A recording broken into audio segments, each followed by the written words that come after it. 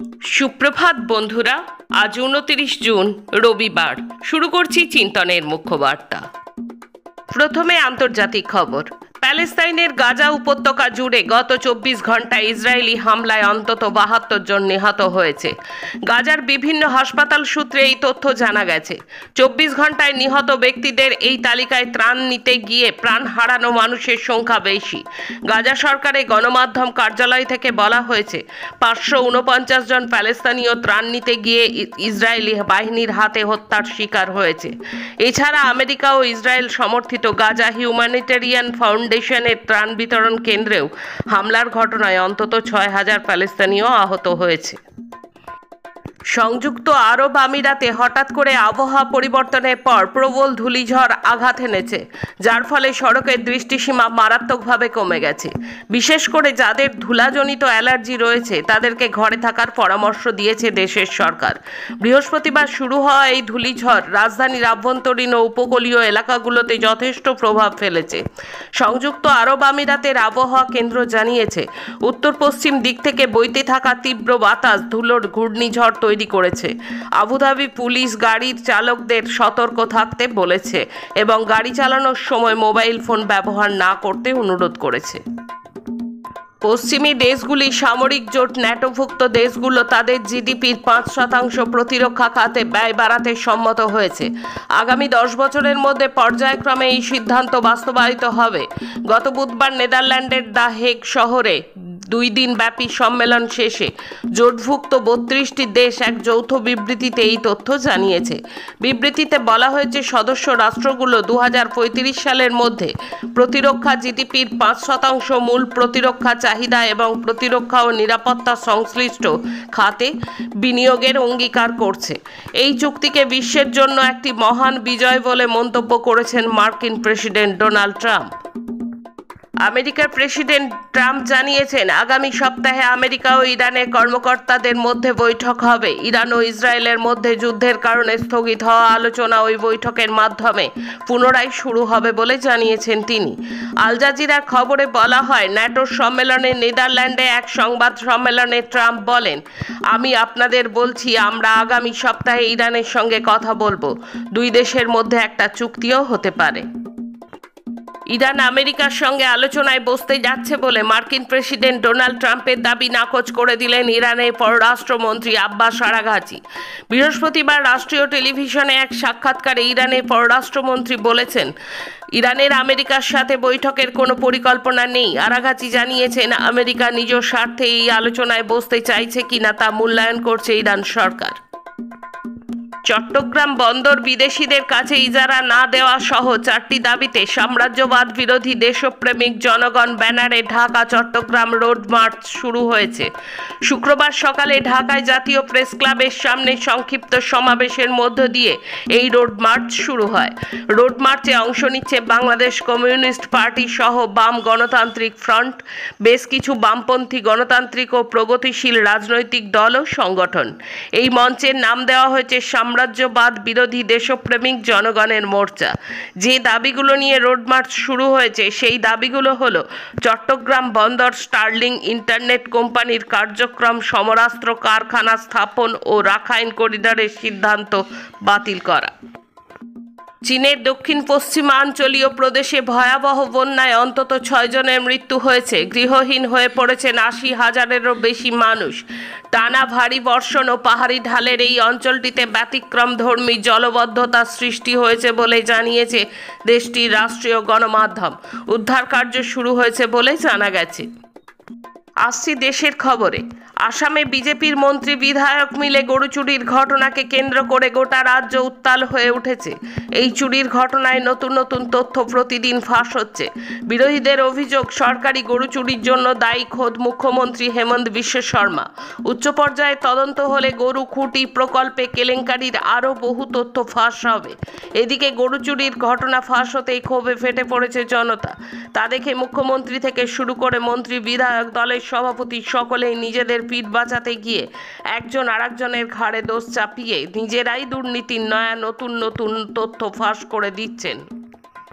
Voter তালিকায় বিশেষ সার্বিক সংশোধন বা স্পেশাল ইন্টেনসিভ রিভিশনের পরিকল্পনা পরিত্যাগ করার জন্য নির্বাচন কমিশনকে চিঠি দিয়ে আবেদন জানালো সিপিআইএম। বিহারের ভোটের মাত্র কয়েক মাস আগে এই ধরনের পরিকল্পনার বিষয়টি সামনে আসার পর শুক্রবার সিপিআইএম পলিট ব্যুরোর সদস্য নীলোৎপল বসু এই বিষয়ে আপত্তি জানিয়ে চিঠি দিয়েছেন ভারতের মুখ্য নির্বাচন কমিশনারকে। শুক্রবারে বিহারের ইন্ডিয়া মঞ্চের দলগুলিও স্পষ্ট জানিয়ে দিয়েছে তারাও ভোটের তালিকায় এই বিশেষ সংশোধনের বিরোধিতা করছে। আবারও একবার সংবিধান স্বীকৃত মৌলিক অধিকার রক্ষার প্রশ্নে সরব হলো দেশের সাংবাদিক সমাজ। সাংবাদিকদের পেশাগত স্বাধীনতা রক্ষায় ডেটা প্রোটেকশন আইন 2023-এর একাধিক বিধানকে মৌলিক অধিকারের পরিপন্থী বলে অভিহিত করে কড়া আপত্তি জানালো প্রেস ক্লাব অফ ইন্ডিয়া।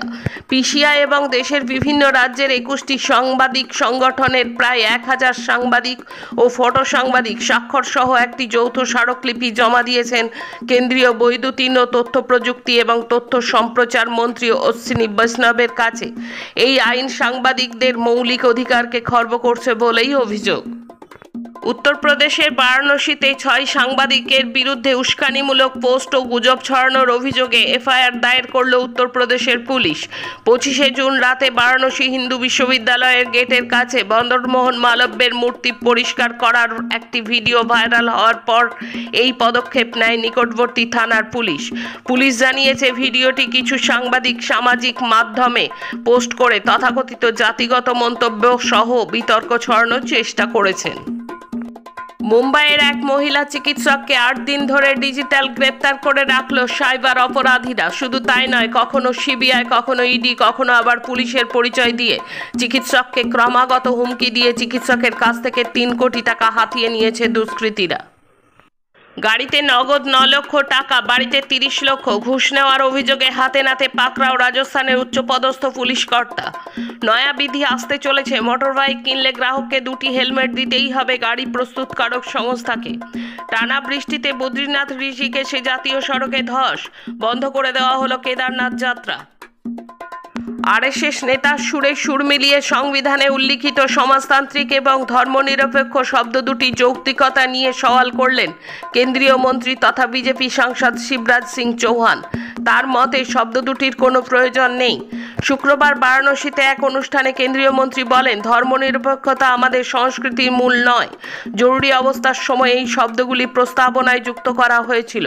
বর্তমানে এই শব্দগুলির প্রাসঙ্গিকতা নিয়ে জাতীয় স্তরে চিন্তাভাবনার প্রয়োজন রয়েছে। পুরীর ঐতিহ্যবাহী রথযাত্রায় পদপৃষ্ঠের মতো পরিস্থিতি তৈরি হওয়ায় আহত 750 পুণ্যার্থী, আইসিইউতে ভর্তি 12 জন। ভারতের বৈদেশিক ঋণ 10% বেড়ে হল 736.3 বিলিয়ন ইউএস ডলার। বাড়ল জিডিপির অনুপাতে বৈদেশিক ঋণের পরিমাণ। এখন রাজ্যের খবর। ধর্ষণের প্রতিবাদ জানিয়ে আটক এসএফআই ডিওয়াইএফআই নেতৃবৃন্দকে শনিবার জামিন দিয়েছে আদালত। সাউথ ক্যালকাটা ল কলেজে দলবদ্ধ ধর্ষণের ঘটনার প্রতিবাদে গ্রেপ্তার করা হয়েছিল প্রতিবাদী বামপন্থী ছাত্র যুবদের। আটক ছাত্র যুব নেতৃত্বকে আলিপুর আদালতে পেশ করে পুলিশ। শুক্রবার বিকেলে বিজন সেতু থেকে বিক্ষোভ মিছিল সংগঠিত হয়। সেখান থেকে গ্রেপ্তার করা হয় ডিওয়াইএফআই রাজ্য সম্পাদক ধ্রুবজ্যোতি সাহা সহ বাম ছাত্র যুব নেতাকর্মীদের। এছাড়াও গ্রেপ্তার করা হয় সিপিআইএম নেতা সুদীপ সেনগুপ্তকেও। মোট 14 জনকে গ্রেপ্তার করে পুলিশ। একাধিক জামিন অযোগ্য ধারায় মামলা করা হয়েছে। ভারতীয় ন্যায় সংহিতার 191, 285, 109, 307 ধারায় মামলা করা হয়েছে। এদিন ধৃতদের দুপুরে 3টে নাগাদ আলিপুর কোর্টে নিয়ে আসা হয়। 6 জনকে তোলা হয়েছে আদালতে। প্রথম পর্বের শুনানির কাজ শেষ হয়েছে, তারপর বিচারক সকলকে জামিন দিয়েছেন। ধর্ষক দুষ্কৃতীদের প্রশাসন আড়াল করে। পশ্চিমবঙ্গের মহিলা মুখ্যমন্ত্রীর প্রশাসন তাদের মদত দেয়। সেই কারণে পশ্চিমবঙ্গ এবং কলকাতায় অসুরক্ষিত মহিলারা। কসবায় আইন কলেজের ভেতর ছাত্রীকে দল বেঁধে ধর্ষণের প্রতিক্রিয়ায় একথা বলেছেন প্রবীণ সিপিআইএম নেত্রী বৃন্দা কারাত। কসবায় নির্যাতিত ছাত্রীর লড়াইয়ের পাশে দাঁড়াতে সারা দেশের মহিলাদের কাছে আবেদন জানিয়েছেন তিনি। উড়িষ্যার জলেশ্বরে এক গয়নার দোকান থেকে সোনার অলংকার লুট করে পালানোর সময় ধরা পড়ল মেদিনীপুরের বিজেপি নেতা। অভিযুক্তের নাম সোমনাথ সাউ। মেদিনীপুর শহরের হাবিবপুর এলাকার বাসিন্দা তিনি। পশ্চিম মেদিনীপুর জেলার বিজেপি যুব মোর্চার সম্পাদক পদে ছিলেন বলে জানা গেছে। ঘটনার পর অস্বস্তিতে পড়ে বিজেপি নেতৃত্ব দাবি করেন দলের কোনো পদে নেই সোমনাথ। যদিও সোমনাথ সাউর সঙ্গে বিজেপির সর্বভারতীয় রাজ্য স্তরের নেতা, সাংসদ, বিধায়কদের সঙ্গে ছবি সামাজিক মাধ্যমে রয়েছে। সেগুলি সোমনাথ নিজেই সামাজিক মাধ্যমে পোস্ট করেছেন। শেষে খেলার খবর। আইওয়াতে কাউন্সিল ব্লাফসে সুপার 300 ইউএস ওপেনে 16 বছর বয়সী শাটলার তানভি শর্মা শনিবার গভীর রাতে ইউক্রেনীয় পলিনা বুরহোভাকে 21-14, 21-16 হারিয়ে ফাইনালে পৌঁছে একটি আসন্ন ব্রেকথ্রু মৌসুম ঘোষণা করেন। অন্যদিকে জুনিয়র বিশ্ব চ্যাম্পিয়ন চাইনিজ তাইপেইয়ের কুয়ানকে হারিয়ে সেমিফাইনালে জায়গা করে নিলেন আয়ুষ শেট্টি। 22-20 ও 21-9 পয়েন্টে জয় পেয়েছেন আয়ুষ শেট্টি। ভারতের সোনার ছেলে ফের বিশ্বসেরা। পরপর 2 ডায়মন্ড লিগ এবং অস্ত্রাভা গোল্ডেন স্পাইকে ভালো পারফর্ম করার পুরস্কার পেলেন নীরজ চোপড়া। 9 মাসের ব্যবধানে ফের বিশ্ব জ্যাভলিন কর্মতালিকায় সেরার শিরোপা পেলেন অলিম্পিকে জোড়া পদকজয়ী ভারতীয় তারকা। প্যারিস অলিম্পিকের সোনাজয়ী আরশাদ নাদিম রয়েছেন 4র্থ স্থানে। আজকের মুখ্য বার্তা এই পর্যন্ত। নমস্কার।